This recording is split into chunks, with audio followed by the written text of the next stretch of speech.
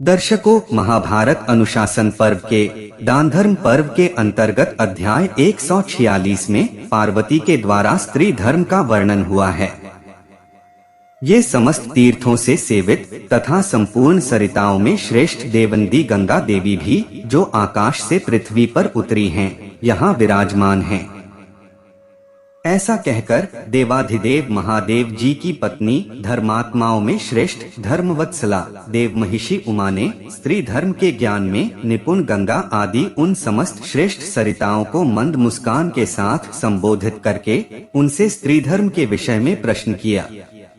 उमा बोली, हे समस्त पापों का विनाश करने वाली ज्ञान विज्ञान से संपन्न पुण्यसलीला श्रेष्ठ नदियों, मेरी बात सुनो। भगवान शिव ने यह स्त्री धर्म संबंधी प्रश्न उपस्थित किया है।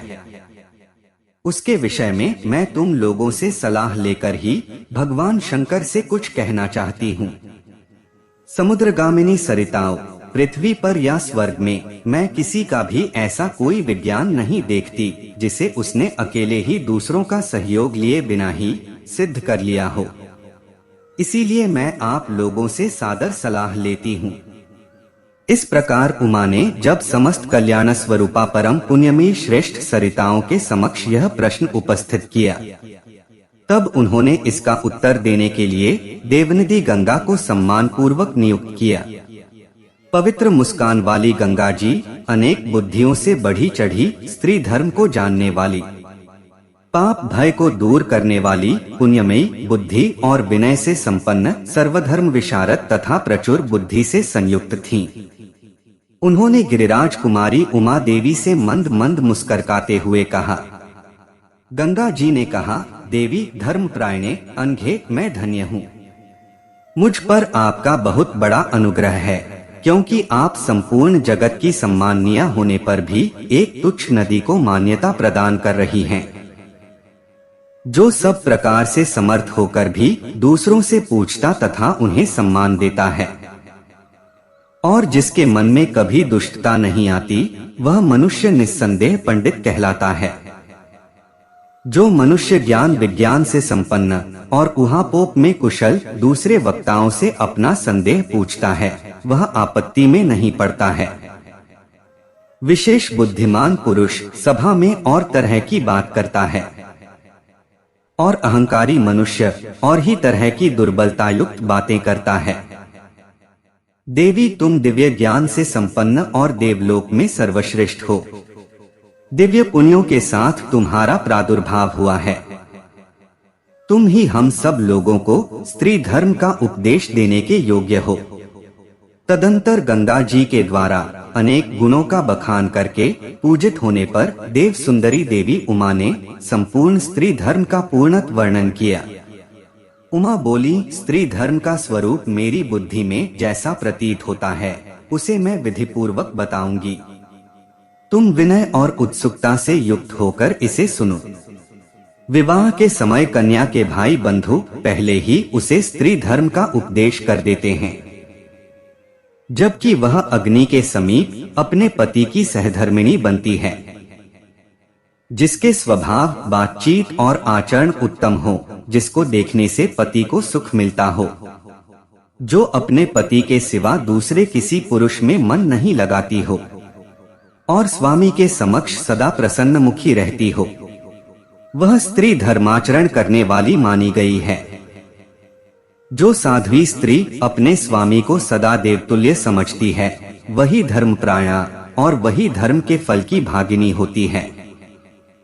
जो पति की देवता के समान सेवा और परिचर्या करती हैं, पति के सिवा दूसरे किसी से हार्दिक प्रेम नहीं करती, कभी नाराज नहीं होती तथा उत्तम व्रत का पालन करती है, जिसका दर्शन पति को सुखद जान पड़ता है।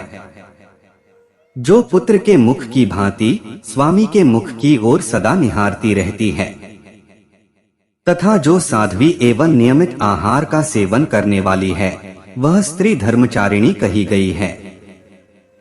पति और पत्नी को एक साथ रहकर धर्माचरण करना चाहिए। इस मंगलमय दाम्पत्य धर्म को सुनकर जो स्त्री धर्मप्रायण हो जाती है, वह पति के समान व्रत का पालन करने वाली पतिव्रता है। साध्वी स्त्री सदा अपने पति को देवता के समान समझती है। पति और पत्नी का यह सहधर्म साथ साथ रहकर धर्माचरण करना मंगलमय है। जो अपने हृदय के अनुराग के कारण स्वामी के अधीन रहती है, अपने चित्त को प्रसन्न रखती है, देवता के समान पति की सेवा और परिचर्या करती है, उत्तम व्रता का आश्रय लेती है और पति के लिए सुखदायक सुंदर वेश धारण किए रहती है, जिसका चित्त पति के सिवा और किसी की ओर नहीं जाता। पति के समक्ष प्रसन्नवदन रहने वाली वह स्त्री धर्मचारिणी मानी गई है। जो स्वामी के कठोर वचन कहने या दोषपूर्ण दृष्टि से देखने पर भी प्रसन्नता से मुस्कुराती रहती है, वही स्त्री पतिव्रता है।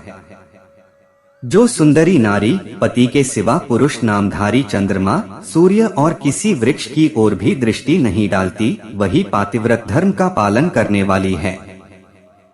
जो नारी अपने दरिद्र, रोगी, दीन अथवा रास्ते की थकावट से खिन्न हुए पति की पुत्र के समान सेवा करती है, वह धर्मफल की भागिनी होती है। जो स्त्री अपने हृदय को शुद्ध रखती, गृह कार्य करने में कुशल और पुत्रवती होती है, पति से प्रेम करती है और पति को ही अपने प्राण समझती है, वही धर्मफल पाने की अधिकारिणी होती है। जो सदा प्रसन्नचित्त से पति की सेवा शुश्रूषा में लगी रहती है, पति के ऊपर पूर्ण विश्वास रखती है और उसके साथ विनयपूर्ण बर्ताव करती है, वही नारी धर्म के श्रेष्ठ फल की भागिनी होती है। जिसके हृदय में पति के लिए जैसी चाह होती है, वैसी काम, भोग और सुख के लिए भी नहीं होती, वह स्त्री पातिव्रत धर्म की भागिनी होती है। जो प्रतिदिन प्रातःकाल उठने में रुचि रखती है, घरों के कामकाज में योग देती है, घर को झाड़ बुहार कर साफ रखती है और गोबर से लीप पोत कर पवित्र बनाए रखती है। जो पति के साथ रहकर प्रतिदिन अग्निहोत्र करती है, देवताओं को पुष्प और बलि अर्पण करती है तथा देवता, अतिथि और पोष्य वर्ग को भोजन से तृप्त करके न्याय और विधि के अनुसार शेष अन्न का स्वयं भोजन करती है तथा घर के लोगों को हृष्ट पुष्ट एवं संतुष्ट रखती है, ऐसी ही नारी सती धर्म के फल से युक्त होती है।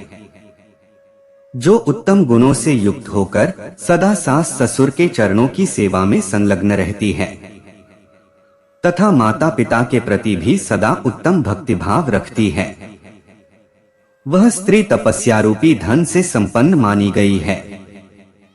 जो नारी ब्राह्मणों, दुर्बलों, अनाथों, दीनों, अंधों और कृपणों का अन्न के द्वारा भरण पोषण करती है, वह पातिव्रत धर्म के पालन का फल पाती है। जो प्रतिदिन शीघ्रता पूर्वक मर्यादा का बोध कराने वाली बुद्धि के द्वारा दुष्कर व्रत का आचरण करती है, पति में ही मन लगाती है और निरंतर पति के हित साधन में लगी रहती है, उसे पतिव्रत धर्म के पालन का सुख प्राप्त होता है। जो साध्वी नारी पतिव्रत धर्म का पालन करती हुई पति की सेवा में लगी रहती है, उसका यह कार्य महान पुण्य, बड़ी भारी तपस्या और सनातन स्वर्ग का साधन है।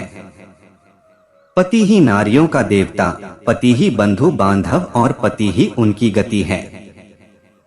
नारी के लिए पति के समान न दूसरा कोई सहारा है और न दूसरा कोई देवता। एक ओर पति की प्रसन्नता और दूसरी ओर स्वर्ग, ये दोनों नारी की दृष्टि में समान हो सकते हैं या नहीं, इसमें संदेह है। मेरे प्राणनाथ महेश्वर, मैं तो आपको अप्रसन्न रखकर स्वर्ग को नहीं चाहती। पति दरिद्र हो जाए, किसी रोग से घिर जाए, आपत्ति में फंस जाए, शत्रुओं के बीच में पड़ जाए अथवा ब्राह्मण के शाप से कष्ट पा रहा हो, उस अवस्था में वह न करने योग्य कार्य, अधर्म अथवा प्राणत्याग की भी आज्ञा दे दे, तो उसे आपत्तिकाल का धर्म समझकर निशंक भाव से तुरंत पूरा करना चाहिए। देव, आपकी आज्ञा से मैंने यह स्त्री धर्म का वर्णन किया है। जो नारी ऊपर बताए अनुसार अपना जीवन बनाती है, वह पातिव्रत धर्म के फल की भागिनी होती है। भीष्म जी कहते हैं, हे युधिष्ठिर, पार्वती जी के द्वारा इस प्रकार नारी धर्म का वर्णन सुनकर देवाधिदेव महादेव जी ने गिरिराज कुमारी का बड़ा आदर किया और वहां समस्त अनुचरों के साथ आए हुए लोगों को जाने की आज्ञा दी। तब समस्त भूतगण, सरिताएं, गंधर्व और अप्सराएं भगवान शंकर को सिर से प्रणाम करके अपने अपने स्थान को चली गईं। तो दर्शकों, आपको यह वीडियो पसंद आई होगी तो वीडियो को लाइक और चैनल सब्सक्राइब जरूर करें। धन्यवाद।